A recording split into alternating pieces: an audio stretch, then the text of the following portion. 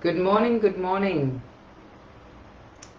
Just checking my things going. Yes, it is. Good morning.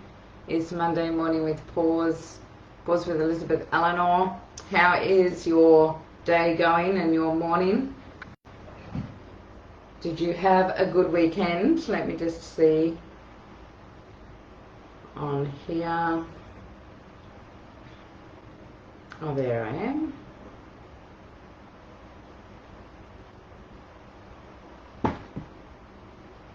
So today I wanted to cover or speak about habits in relationship. Good morning, Nicolette. So cool to see you. Today I wanted to talk about habits in relationships, because we can, we're creatures of habit, right? We actually, good morning, Marianne, lovely to have you on here too. We have a default within us, right? That unless you're really aware of yourself, we're actually in this habitual state on a regular basis. The way we react to life, the way we respond to people, the way we interact, the way we, the triggers that we get. So I want you to think and just reflect for a moment. What are some of the habits that you find yourself in when you're in relationship, whether that be in a relationship with a partner, or whether that be relationship with your children, or relationship with your friends, or in relationship with business associates, in relationship with your clients, in relationship with your colleagues at work? Because we become conditioned to behave a certain way, right? And as we're going through our day, going through our life,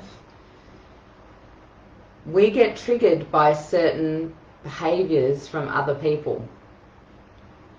And so when we're in a excuse me, when we're in a relationship to start with, we can see it as being brand new, and it's all exciting, and you can find yourself behaving in certain ways that are different to the way you would normally behave.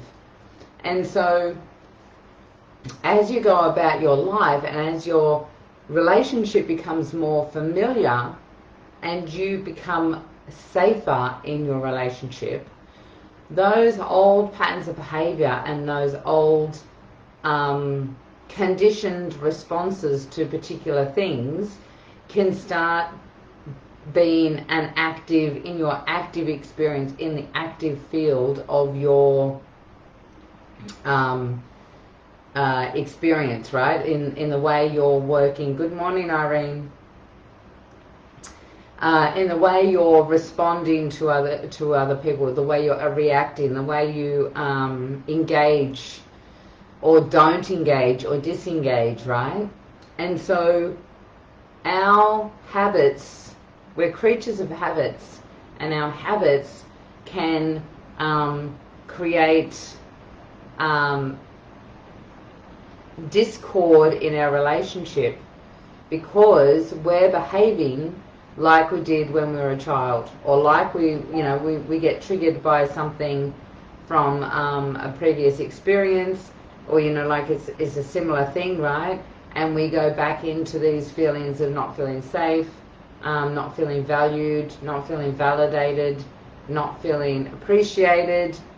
And the person in front of you is going, what's going on? What did I do wrong? Or how did you get that from that, right?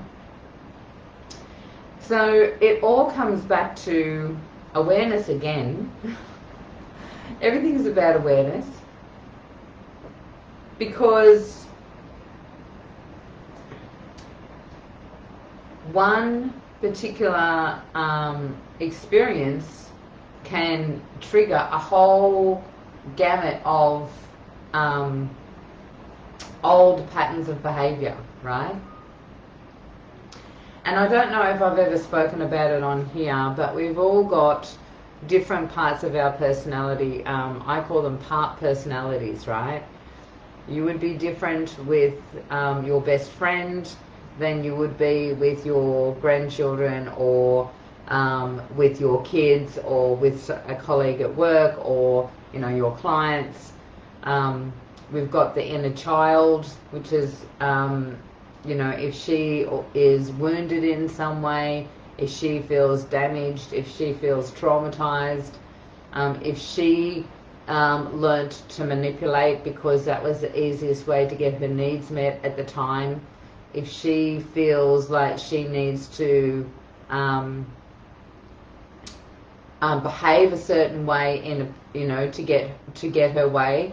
I remember just recently asking for a favor off someone, and watching this part of me, to me it was a big thing that I was going to ask, right?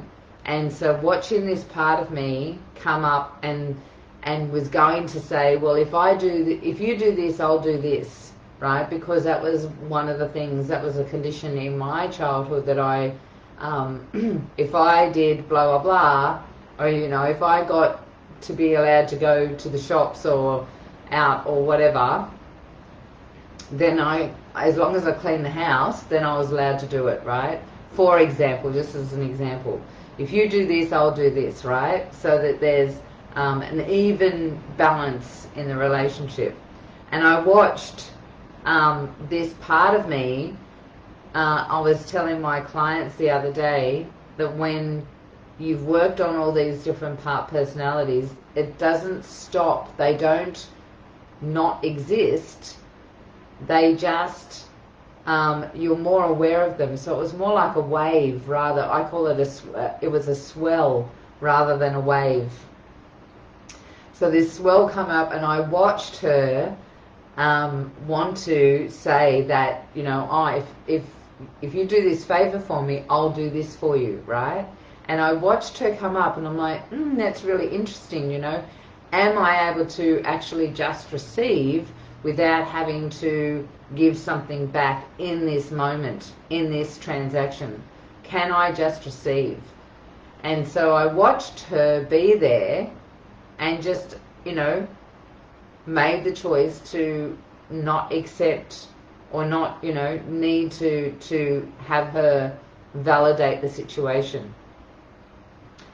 So we can be conditioned, and when you work with these parts of you, they can be just present. They don't take over, right? Sometimes we can be in relationship and watch ourselves in a particular situation, and the victim wants to come in, right? So that, or the poor me, or the little girl wants to come in so that she's validated. How many people watch themselves have a cry and they can't stop it, right? Like it annoys me when I cry if I'm wanting to talk about something serious, because I want to be able to express myself, and when I'm crying I can't talk, right? But sometimes that's this takeover, right? This part that, well, if I cry I get what I want, right? So I want you to have a think about that. What is it that, when you're in relationship, and think about the various different relationships that you've got. When you're in relationship with someone, what is it that you do, and what are the habits that you have formed? Being in a new relationship, I'm really aware of when I can get into habits, and good habits too, but if they're not spoken about. So for example, I've noticed that I have got into a habit or Tim and I have got into habits of who does what in the house, right? And it wasn't spoken about. It just naturally started to occur that I would do this, this and this, and he would do this, this and this, and it just happened naturally. And then I noticed that it was happening naturally, and I was wondering, I wonder if Tim's okay with doing this, this and this. I'm okay with doing this, but we haven't actually physically spoken, hey, are you okay that you put the bins out, or that you mow the lawn, or whatever the other things that he was doing. Are you okay that you do that? So we had a discussion about these habits, these patterns that we naturally fell into, because if we hadn't have discussed it and one of us had an issue around it, just say that in a previous experience, a previous relationship, or a previous childhood experience, that was something that was taken for granted, or like ridiculed, or whatever. There was some other trigger that happened.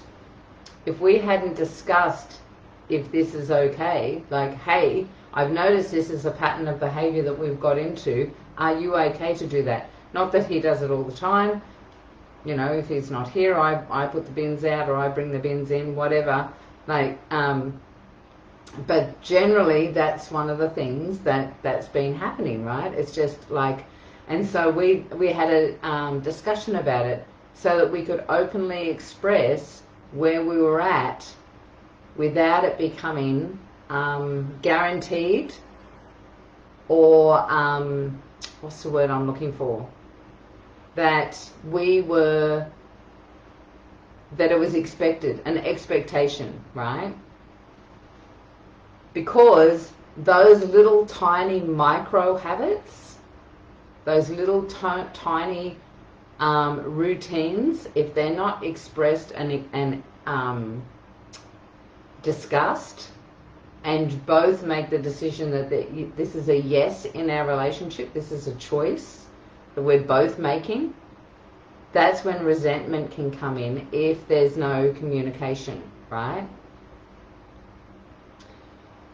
And it's a little thing, but those little micro experiences, those little micro habits that we have, can build up and build up and build up and build up. And then when someone's got an issue with something, if it all of a sudden everything else gets spoken about. Who's ever been in a relationship like that, where one thing happens and it triggers, and next thing the other partner's going, well, you do this and you do that and blah blah blah blah blah, and I hate it when I have to blah blah blah blah blah, and it's like, whoa, I didn't even know that was a problem.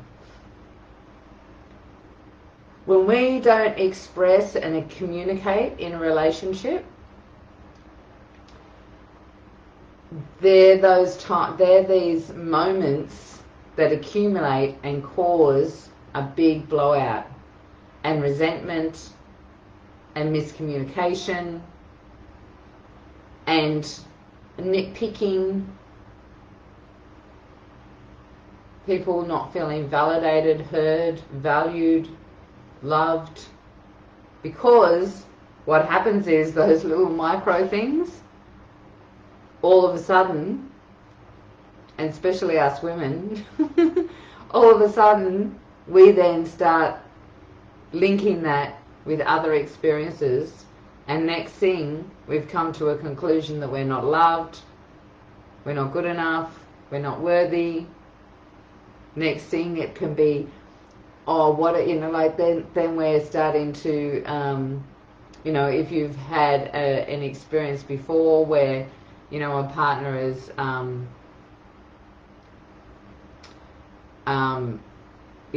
potentially cheated on you or whatever it might be, then the next thing it's like thinking about all of those things. and putting that onto this new partner and putting like all these limitations and old patterns of behavior onto somebody else that's totally innocent in the situation, right? And all of this could have been clear. But how do we communicate these things if we don't feel comfortable speaking out?